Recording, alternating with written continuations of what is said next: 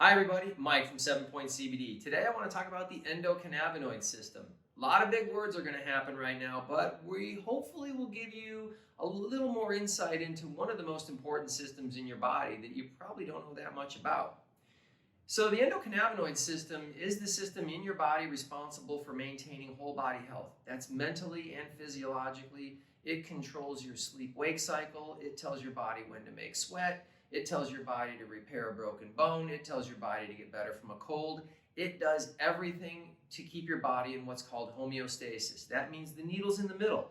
We're not too hot, we're not too cold, we're just right. We're not too sick, we're not too happy, we're just right. Okay, the endocannabinoid system itself is made up of three succinct parts. Endocannabinoids, these are basically neurotransmitters or little molecules that your brain actually makes.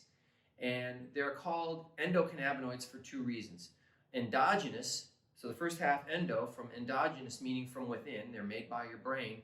And cannabinoid, they discovered these things because they were literally trying to figure out why marijuana got people high, so they named it after cannabis. Then we have receptors in the body. In the brain and central nervous system, the receptor is primarily the CB1 receptor, and it interacts with one of the endocannabinoids called anandamide.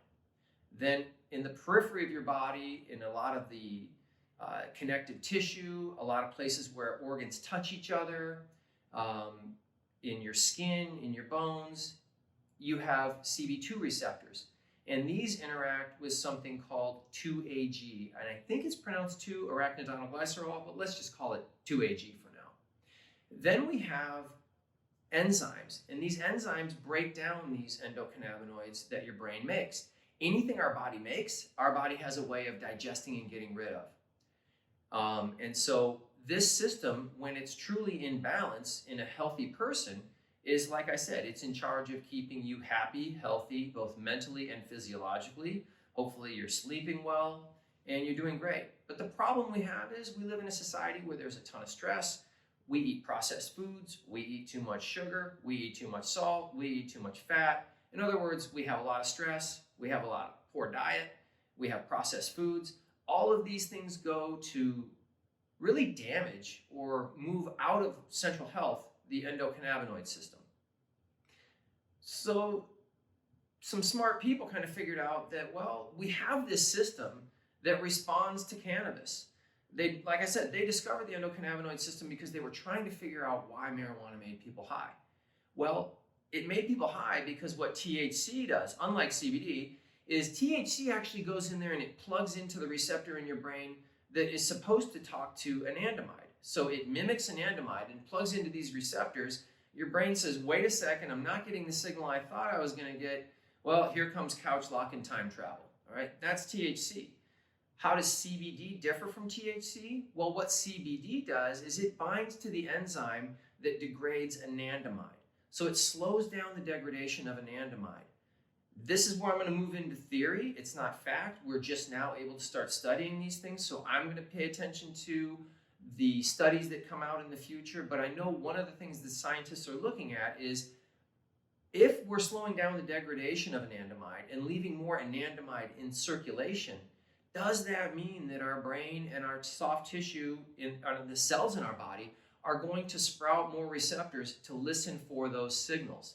And again, the endocannabinoid system is literally thought to be the link between mind and body. And here's a really simple example. You're exercising, it's hot, and you start sweating.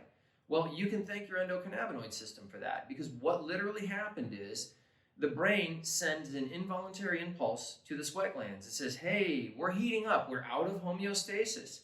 Sweat glands, you got to do your job and cool the system back down. The first physiological domino to fall in the chain of events that lead to sweat coming out of your pores is literally the endocannabinoid system. You have 2-AG signaling a CB2 receptor, and then we have a larger series of dominoes fall that result in sweat coming out of our glands.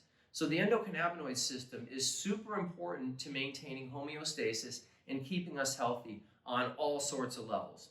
I hope I've answered some questions here today. If there's anything we didn't touch on, shoot us a DM through Instagram, or you can email us to info@sevenpointscbd.com, and we'll get back to you.